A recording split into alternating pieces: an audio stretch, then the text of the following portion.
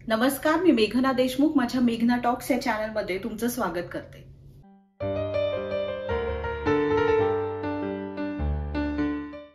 आज मी स्टुडिओमध्ये नाहीये तर आउटडोर शूटिंग करतेय, कारण मी आलीये कोल्हापुरात। कोल्हापूरच्या जवळ असलेलं कोपेश्वराचं मंदिर पाहायचं खूप दिवसांपासून मनात होतं। मग म्हटलं चला या निमित्तानंच का होईना नवीन वर्षाची सुरुवात महालक्ष्मी अंबाबाईच्या दर्शनानं करूयात आणि कोपेश्वर मंदिरही पाहूयात। कोपेश्वर मंदिराचा रिसर्च करताना त्याचे काही फोटो पाहण्यात आले आणि ते पाहिल्याबरोबर या मंदिराचं वेगळेपण प्रकर्षानं जाणवलं आणि मग ठरवलं की हे मंदिर पाहायलाच हवं। आता त्याचं वेगळेपण काय आहे हे मी सांगण्यापेक्षा प्रत्यक्षात बघूया। चला तर मग। ठरल्याप्रमाणे सकाळी सकाळी महालक्ष्मीचं दर्शन घेण्यासाठी मंदिरात पोचले, कारण कोल्हापूर व्हिजिट ही महालक्ष्मीच्या दर्शनाशिवाय अपूर्ण आहे। मंदिरात तुरळक गर्दी होती। सर्वात आधी रांग लावून दर्शन घेतलं आणि मग मंदिराला प्रदक्षिणा घातली। दरवेळी जेवढा आनंद मला देवीच्या दर्शनानं मिळतो ना, तेवढाच आनंद मला प्रदक्षिणा घालताना हे मंदिर पाहून मिळतो। हे हेमाडपंथी स्थापत्यकलेत बांधलेलं मंदिर कमीत कमी 1000 वर्षांपासून ऊन, वारा, पाऊस, मोठमोठे भूकंप याचा सामना करत आजही खंबीरपणे उभं आहे। प्रदक्षिणा पूर्ण करून वर्षभरासाठी लागणारी ऊर्जा, सकारात्मकता घेऊन तृप्त मनाने मंदिराबाहेर पडले, कारण आता ओढ लागली होती ती कोपेश्वराची। कोल्हापूरपासून साधारण 60 किलोमीटर अंतरावर खिद्रापूर हे गाव आहे आणि इथे आहे कोपेश्वर महादेव मंदिर।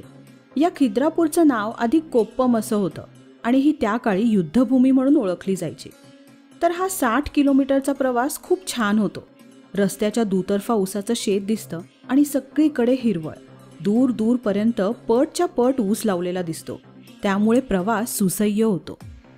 2 जानेवारी 1954 साली या मंदिराला महाराष्ट्रातील राष्ट्रीय संरक्षित स्मारक म्हणून घोषित करण्यात आलं। मंदिराचं प्रवेशद्वार अगदी साधं आहे, पण तरीही दारावरच्या दगडी चौकटीवरची नक्षी लक्ष वेधून घेते आणि आत आपल्याला काय पाहायला मिळणार आहे याचा अंदाज येतो। प्रवेशद्वारातून आत गेलं की नगारखाना लागतो। नगारखान्याच्या बाहेर आलं की समोर मंदिराचं प्रथम दर्शन होतं। दगडी पायऱ्या चढून वर मंदिरात प्रवेश करता येतो।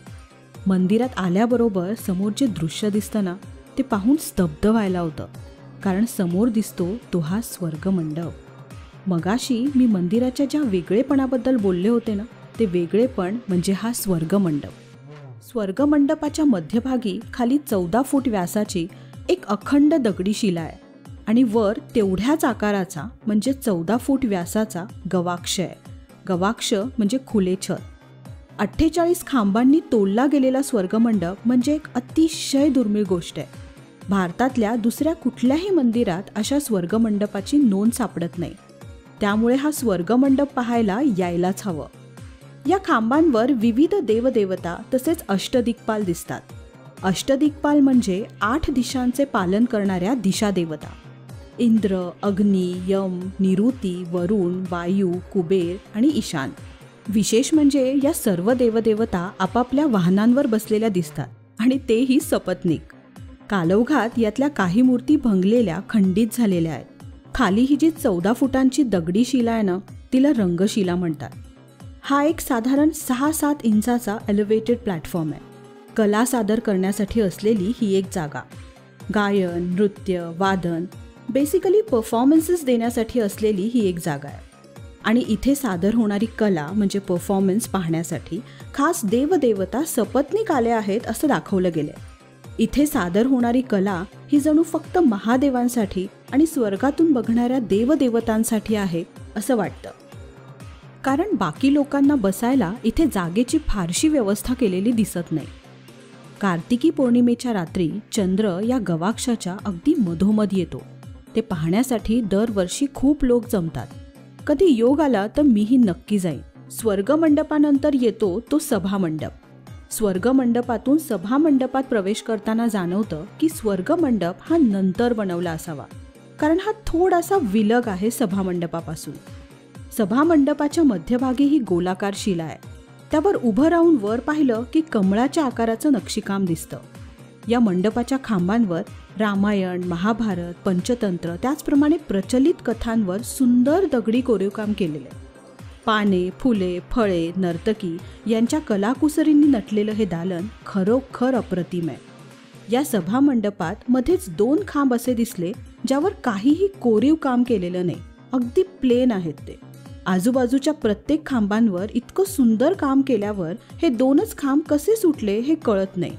शिवाय यावर डिझाईनचं मार्किंग केलेलं दिसतं, पण ते कोरून झालेलं नाहीये. यावरून असं वाटत राहतं की कदाचित काम मध्येच थांबवावं लागलेलं असू शकतं. सभा मंडपाच्या खांबावर एक सुंदर कीर्तिमुख कोरलेलं दिसलं. कोपेश्वराच्या मंदिरात एकूण 16 प्रकारची कीर्तिमुखं कोरलेली दिसतात. कीर्तिमुख काय असतं तर अनेक मंदिराच्या प्रवेशद्वाराशी एक राक्षसाच्या मुखासारखं शिल्प कोरलेलं असतं. त्या शिल्पाला कीर्तिमुख असं म्हणतात. सभा मंडपातून गर्भगृहाकडे जाताना एक अरुंद पॅसेज आहे, त्याला अंतराळ म्हटलं गेलंय. या अंतराळाच्या सुरुवातीला 2 द्वारपाल आहेत, जय आणि विजय. इथे सध्या एकच दिसतो. दुसऱ्या द्वारपालाची मूर्ती भंगलेल्या अवस्थेत मंदिराच्या बाहेर आढळते. सभा मंडपात नंदी नव्हता, म्हणून पुढे अंतराळात पाहिलं तर तेथेही नंदी दिसेना. मग कळलं की हे एक नंदी विरहित शिवालय आहे. लोक म्हणतात या मंदिराचा नंदी या मंदिरापासून 12 किलोमीटर दूर यडूर या गावी आहे. अनेक आक्रमणं, युद्ध, त्यामुळे कालौघात तो स्थलांतरित झाला असावा. गर्भगृहात प्रवेश करताना प्रवेशद्वारापाशी खाली जमिनीवर दगडात कोरलेली सुंदर नक्षी दिसली, रांगोळीसारखी. त्याला चंद्रशिला असं म्हणतात. हा प्रकार पहिल्यांदाच पाहिला. काहीतरी वेगळं होतं त्यात. गर्भगृह अंधार आहे, परंतु नजर खेळते ती 2 शाळुंखांवर. या गर्भगृहात 2 शाळुंख आहे, एक कोपेश्वराची आणि दुसरी धोपेश्वराची. दक्षकन्या सतीच्या जाण्याने तिच्या विरहाने कोपलेला असा महादेव कोपेश्वर आणि मग त्याची समजूत काढण्यासाठी आलेले भगवान विष्णू म्हणजे धोपेश्वर. गर्भगृह अंधारं असलं तरी शांत, प्रसन्न आहे. एवढ्या कोपलेल्या कोपेश्वराच्या माथ्यावर म्हणजे शाळुंखेवर अभिषेकाची संतधार काही दिसली नाही. गर्भगृहातून दर्शन घेऊन उजव्या दरवाजातून बाहेर पडले. या प्रवेशद्वारावर एकूण 10 द्वारपाल कोरलेले दिसले. नीट पाहिल्यावर कळलं या 10 पैकी 7 स्त्रिया आहेत, म्हणजेच 10 पैकी 3 द्वारपाल आहेत आणि 7 द्वारपालिका आहेत. त्या काळात स्त्रिया द्वारपालाचं काम करत असाव्यात असं यातून दिसतं. या गोष्टीचं कौतुक वाटलं. याच प्रवेशद्वाराजवळ एक शिलालेख आढळतो. यादव सम्राट सिंहाण देवाने खिद्रापूरच्या लढाईत मोठा विजय मिळवल्यावर या मंदिराचा जीर्णोद्धार केला असा उल्लेख या शिलालेखात आहे. हा शिलालेख 12व्या शतकातला आहे. हे मंदिर कधी बांधलं गेलं याबद्दल वेगवेगळी मतं आहेत. काहींच्या मते हे 7व्या शतकात बादामी चालुक्याच्या काळात बांधलं गेलं, तर काहींच्या मते हे 9व्या शतकात कल्याणी चालुक्यांच्या काळात झालं. मंदिरातल्या शिलालेखानुसार याचा जीर्णोद्धार जर 12व्या शतकात झाला असेल तर 9व्या शतकापासून हे बांधण्यास सुरुवात झाली असावी, कारण असंही हे मंदिर टप्प्याटप्प्यात बांधलं गेलंय आणि अजूनही ते अपूर्णच वाटतं. मंदिराचा कळस म्हणजे शिखर हे खूप नंतर घाईत बांधून पूर्ण केल्यासारखं दिसतं, कारण मंदिरावर जी कलाकुसर आहे तसं काहीच काम शिखरावर केलं गेलेलं दिसत नाही. मंदिराचं खरं सौंदर्य हे बाहेरच्या बाजूला आहे.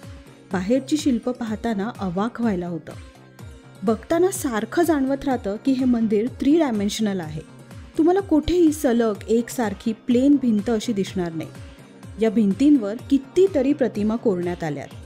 याचा चौथरा सुद्धा 3 डायमेन्शनल आहे. अतिशय अप्रतिम काम, शिल्प समृद्ध मंदिर आहे. भूमीज स्थापत्यकला म्हणजे भूमीज आर्किटेक्चरल स्टाईलने बांधलेलं हे मंदिर आहे. भूमीज म्हणजे जमिनीतून वर आल्यासारखं भासणारं. ही शैली प्रामुख्याने माळव्यात परमार डायनेस्टीद्वारा विकसित केली गेली. माळवा म्हणजे आत्ताचं मध्य प्रदेश. इथे तुम्हाला खालच्या बाजूला चौथऱ्यावर हत्तींची रांग दिसेल. एकूण 92 हत्ती कोरलेले दिसतात. या हत्तींनी हे मंदिर तोलून धरलंय असा भास होतो. याला गजथर म्हणतात. या हत्तींवर वेगवेगळ्या देवी देवता विराजमान झालेल्या दिसतात. मंदिराच्या प्रदक्षिणा मार्गात आपल्याला विविध प्रकारच्या मानवी आकृती कोरलेल्या दिसतात, साधारण 5 ते 6 फूट उंचीवर. यात समाज जीवन दाखवण्याचा प्रयत्न केला गेलाय. बऱ्याच ठिकाणी विष्णूचे अवतार, चामुंडा, दुर्गा, गणेश, कृष्ण यांची शिल्प देखील आहेत. या सगळ्यांमध्ये काही शिल्प वेगळी दिसली. इजिप्शियन प्रकारची केशभूषा असलेलं हे शिल्प, याच्या पायात वेगळ्याच प्रकारच्या खडावा कोरलेल्या दिसतात. दुसरं वेगळं शिल्प म्हणजे दाढीवरून थोडंसं चायनीज वाटावं असं हे शिल्प. यांना पाहून असं वाटलं की त्या काळात व्यापारासाठी, ट्रेडिंगसाठी येत असावेत का भारतात हे लोक. वेगवेगळ्या रूपातल्या सूरसुंदरी येथे पाहायला मिळतात। यांच्या चेहऱ्यावरचे भाव, नजाकत, पॉश्चर्स सगळंच कसं अद्भुत। सूरसुंदरी हे भारतीय शिल्पशास्त्रातील वैशिष्ट्यपूर्ण संकल्पना आहे। सूरसुंदरी हे शिल्प भारतातील अनेक मंदिरांच्या कोरीव कामात आढळतं। सूर अथवा देवलोकातून आलेली तरुणी असा याचा अर्थ आहे। या मुळात यक्षिणी असतात असा समज आहे।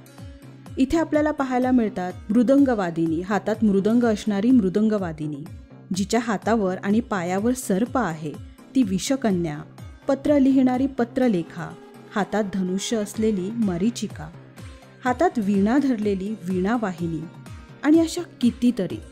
दगडात काव्य रचल्यासारखं वाटतं। काही शिल्प ही अशी कपारीत बसवलेली दिसतात। कपारीत असल्यामुळे ऊन, वारा, पाऊस यापासून थोडी सुरक्षित राहिलेली। त्यांच्यावरची चकाकी, शाईन लक्ष वेधून घेते। यावरून कळतं की सुरुवातीला जेव्हा या सगळ्या शिल्पांवर अशी चकाकी असेल तेव्हा हे मंदिर किती सुंदर दिसत असेल। सूरसुंदरींमध्ये या पत्रलेखा पाहिल्यांवर एक गोष्ट प्रकर्षानं जाणवली की त्या काळी म्हणजे 9 ते 12व्या शतकांमध्येही स्त्रियांना लिहायला वाचायला येत होतं आणि आता 21व्या शतकातही काही ठिकाणी, काही देशांमध्ये आजही स्त्रियांना शिक्षणाचा हक्क नाकारला जातो। खरंच का माणूस म्हणून आपण प्रगती करतोय? या मंदिराचं सौंदर्य जेवढं डोळ्यात भरतं ना, तेवढीच या मंदिराची झालेली हानी, तोडफोड डोळ्यात खुपत राहते। या सुंदर कलाकृतींवर केलेला प्रत्येक आघात जाणवत राहतो। एकाही हत्तीची सोंड शिल्लक राहिलेली नाहीये। यावर हातोडा उगारायला यांचे हात तरी कसे धजवले असतील? मुघल शासक काळात झालेल्या मंदिरांच्या तोडफोडीतून हे मंदिरही वाचलं नाही हे मात्र खरं। जुनं आर्किटेक्चर, जुन्या वास्तू, जुन्या कलाकृती पाहायची आवड असेल ना तर हे मंदिर म्हणजे पर्वणी आहे। कोल्हापूरला बरेच भाविक महालक्ष्मीच्या दर्शनाला येतात। तिथून अगदी जवळ असलेलं हे मंदिर तसं थोडंसं दुर्लक्षितच आहे। तर मग पुढच्या वेळेला कोल्हापूर ट्रिप प्लॅन करताना कोपेश्वराचंही दर्शन घ्या। मंदिर पाहायला 2-2.5 तास लागतील असं वाटलं होतं। नंतर कळलं की 4 तास उलटून गेलेत तरीही मंदिराच्या आवारातून पाय निघत नव्हता। परंतु सूर्य मावळतीला आला होता आणि परतीचा प्रवासही होता म्हणून निघाले। एवढे 4 तास तहान भूक हरपून मंदिर पाहिलं तरीही पूर्ण प्रवासात मंदिराबद्दलच गप्पा झाल्या आणि 1.5-2 तासाचा प्रवास करून हॉटेलवर कधी पोचलो हे कळलं सुद्धा नाही।